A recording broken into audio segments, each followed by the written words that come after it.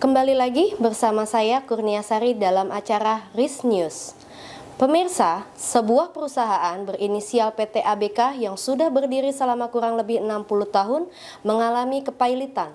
Perusahaan ini merupakan salah satu perusahaan yang cukup mendominasi di bidang minyak dan gas.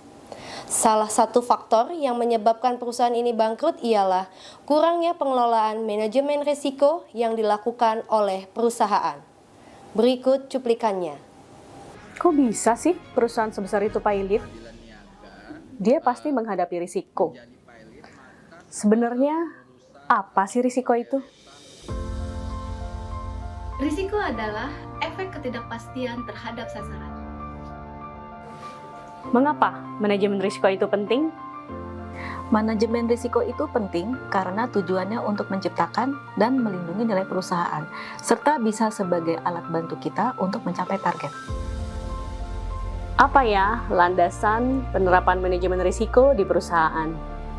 Selain STK, Pertamina juga menggunakan ISO 31000 tahun 2018 yang terdiri dari Principles, Framework, dan Risk Management Process. Apa saja kegiatan manajemen risiko di perusahaan?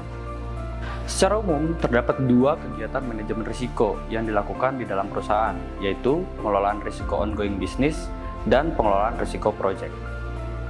Perusahaan menggunakan pendekatan 3 lines of defense. Apa sih itu? First line, yaitu fungsi yang memastikan adanya pengendalian internal yang kuat atau strong internal control terhadap potensi risiko di masing-masing fungsi.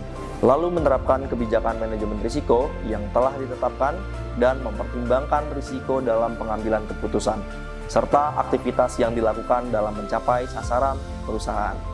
Second lines yaitu fungsi yang bertanggung jawab dalam mengembangkan kebijakan dan memantau penerapan manajemen risiko perusahaan.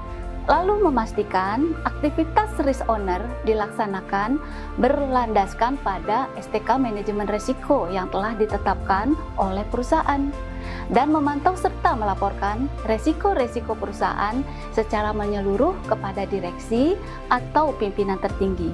Dan third lines, yaitu fungsi yang bertanggung jawab untuk melakukan evaluasi terhadap efektivitas penerapan manajemen risiko secara keseluruhan, serta memastikan bahwa pengelolaan risiko pada lapis pertama dan kedua berjalan dengan efektif.